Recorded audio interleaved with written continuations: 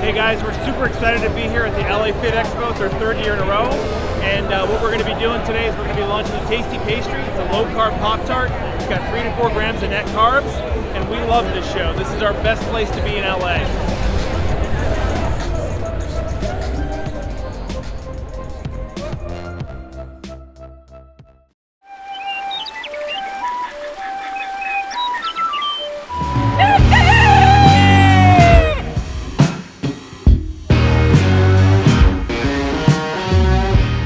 Welcome back to Legendary Foods Muscle in the Morning. I'm Dave Palumbo, and today is Monday, December 21st, 2020.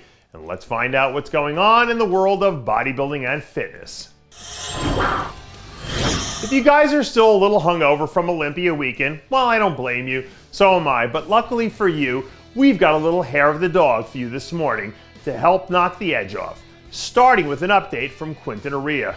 According to a report from Quinton's team, he's sitting somewhere in the neighborhood of 285 right now and feeling like he's back to 100% after undergoing gyno surgery a few weeks ago.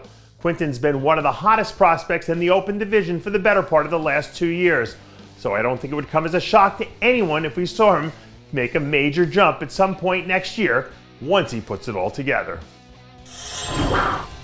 Tony Robbins says that most people underestimate what they can accomplish in days and weeks, but overestimate what they can accomplish in months and years. And at this point, I think most people would agree that our guy Stan DeLongu's been able to accomplish a hell of a lot in the last 9 months. Even though his weight on the scale hasn't moved a lot between now and March, the photos tell a completely different story. Yeah, he might only be 7 pounds heavier, but the way he's transformed his body and how he's filled out those 7 pounds is the key thing. We're looking at a real transformation here, so I can only begin to imagine what he'll be able to do with another 9 months of work under his belt. As the old saying goes, you get in where you fit in. And for bner Logan, fitting into the 212 is going to require a whole lot of work between now and next season. This morning we saw a training clip from the Logan camp that showed the former classic physique standout putting in some hard hours at the office in the form of a heavy-duty chest session. For someone who's still as green as he is from a competitive standpoint, you have to give Logan a lot of credit for being self-aware enough to know what he needs to do to take his bodybuilding career to the next level. And given how much success he's had already, it seems like it's only a matter of time before he starts to figure out where he fits in this new division. The wellness division is still so new that it doesn't feel like we have any true stars to latch onto right now.